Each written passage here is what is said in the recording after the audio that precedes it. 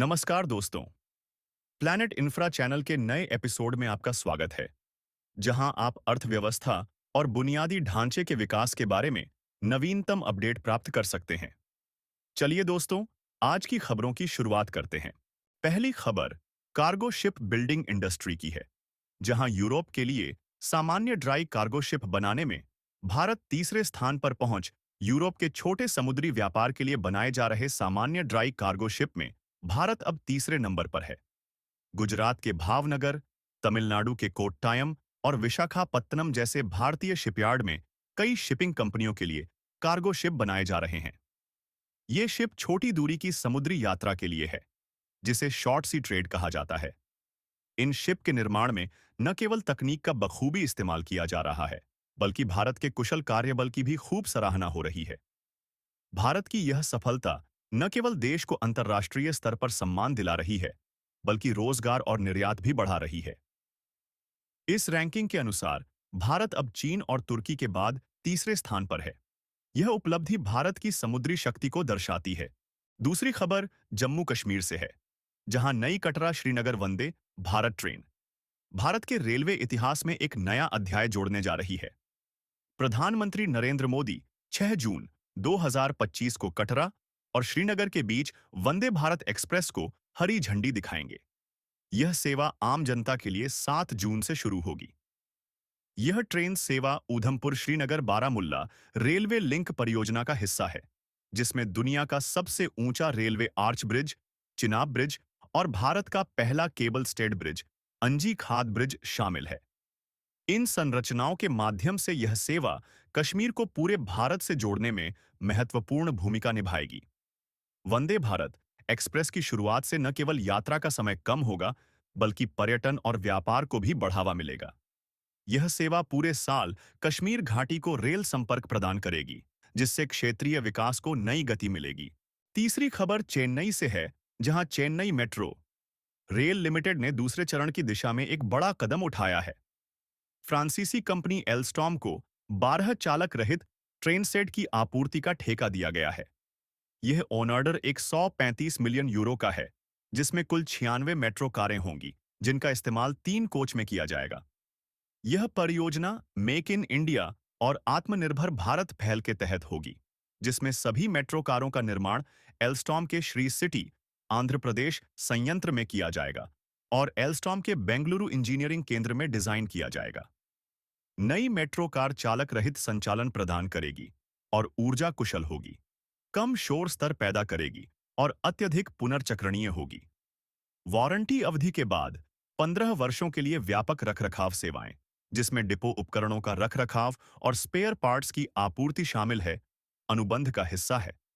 Chennai metro के विकास में Alstom के साथ यह साझेदारी एक महत्वपूर्ण मील का पत्थर है। यह परियोजना न केवल शहर की परिवहन प्रणाली को आधुनिक बनाएगी, बल्कि स्थानीय रोजगार और तकनीकी विकास को भी बढ़ावा देगी। चौथी खबर नोएडा, उत्तर प्रदेश से है, जहां नोएडा इंटरनेशनल एयरपोर्ट ने यात्रियों के लिए अंतिम मील कनेक्टिविटी को बेहतर बनाने के लिए ऐप आधारित टैक्सी सेवाएं प्रदान करने के लिए उबर इंडिया के साथ भागीदारी की है। इस रणनीतिक साझेदारी के तहत उबर एयरपोर्ट परिसर के भीतर समर्पित पिकअप जोन स्थापित करेगा। इन जोन में ऑन ग्राउंड सहायता और स्पष्ट वेफाइंडिंग गाइड की सुविधा होगी, ताकि यात्रियों को आगमन द्वार से अपनी सवारी तक कुशलतापूर्वक नेविगेट करने में मदद मिल सके। कनेक्टिविटी बढ़ाने के लिए एनआईए विभिन्न सार्वजनिक परिवहन एजेंसियों के साथ भी सहयोग कर रही है। नोएडा प्राधिकरणों द्वारा गठित एक विशेष प्रयोजन वाहन द्वारा एक सिटी बस सेवा शुरू की जाएगी।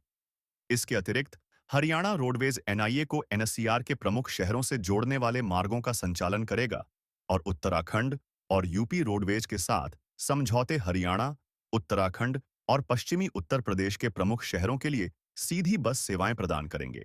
अगली खबर मध्य प्रदेश के इंदौर से है, जहां इंदौर मेट्रो का पहला चरण शुरू हो गया है। ऐसा करने वाला इंदौर राज्य का पहला शहर बन गया है। इस विकास का उद्देश्य क्षेत्र में शहरी परिवहन में क्रांति लाना है।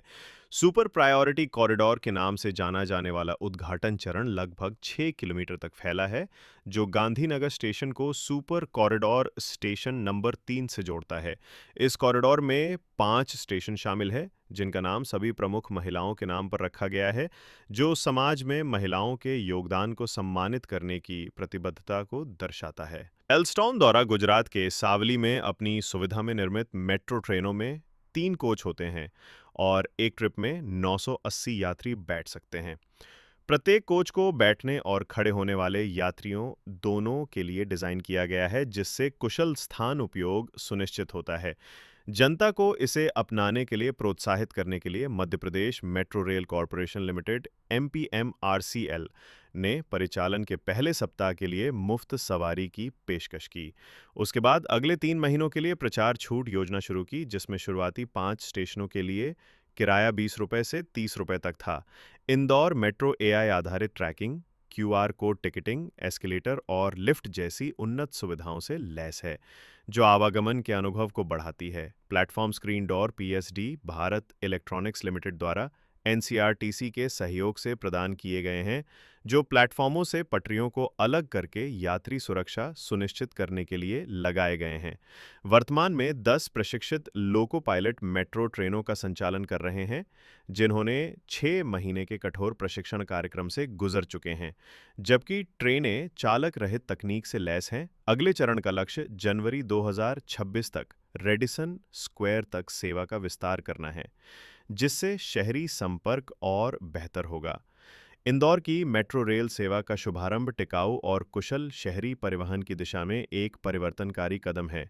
ये न केवल यातायात की भीड़ को कम करता है, बल्कि स्वच्छता और स्मार्ट बुनियादी ढांचे के लिए शहर की प्रतिष्ठा में भी योगदान देता है। आज के एपिसोड की अगली और अंतिम खबर महाराष्ट्र से है, जहां महाराष्ट्र के मुख्यमंत्री देवेंद्र फडणवीस ने गुरुवार को मुंबई नागपुर एक्सप्रेसवे के अंतिम चरण का औपचारिक उद्घाटन किया। नासिक के इगतपुरी और ठाणे के अमाने के बीच 76 किलोमीटर लंबे इस खंड के खुलने के साथ ही महत्वाकांक्षी 701 किलोमीटर लंबा 6 लेन वाला एक्सेस कंट्रोल्ड कॉरिडोर अब पूरी तरह चालू हो गया है। महाराष्ट्र राज्य सड़क विकास निगम MSRDC और भारतीय राष्ट्रीय राजमार्ग प्राधिकरण NHAI द्वारा संयुक्त रूप से वित्त पोषित 1182 करोड़ रुपए की लागत से निर्मित ये अंतिम खंड एक महत्वपूर्ण इंजीनियरिंग उपलब्धि है। इसमें इगतपुरी, कुटघर, शाहपुर और अमाने में 3 प्रमुख इंटरचेंज शामिल है और इसमें 7.8 किलोमीटर लंबी सड़क सुरंग है, जो 450 मीटर से 160 मीटर की ऊंचाई को कम करके पश्चिमी घाटों के माध्यम से चढ़ाई को नाटकीय रूप से आसान बनाती है। नए मार्ग ने इगतपुरी और अमाने के बीच यात्रा के समय को 90 मिनट से घटाकर 40 मिनट कर दिया है, जिससे सुविधा और कनेक्टिविटी दोनों में वृद्धि हुई है। अधिक व्यापक रूप से पूरा कॉरिडोर खुल जाने से नागपुर और मुंबई के बीच की यात्रा 16 घंटे से घटकर मात्र 8 घंटे रह गई है तथा वाहन 150 किलोमीटर प्रति घंटे की गति से यात्रा कर सकते हैं। फडणवीस द्वारा अपने पिछले कार्यकाल के दौरान परिकल्पित 55,000 करोड़ रुपए की इस परियोजना को शुरू में भूमि अधिग्रहण के कारण प्रतिरोध का सामना करना पड़ा था। वन्यजीवों की आवाजाही को सुरक्षित रखने के लिए कॉरिडोर के साथ 100 से अधिक अंडरपास और ओवरपास बनाए गए हैं। साथ ही पर्यावरण में व्यवधान को कम करने के लिए डिजाइन किए गए शोर अवरोधक भी बनाए गए हैं। इसके अतिरिक्त एक्सप्रेसवे के साथ 18 स्मार्ट औद्योगिक टाउनशिप का विकास किया जा रहा है, जो पूरे महाराष्ट्र में आर्थिक विकास को प्रोत्साहित करने और रोजगार के अवसर पैदा करने के लिए तैयार है।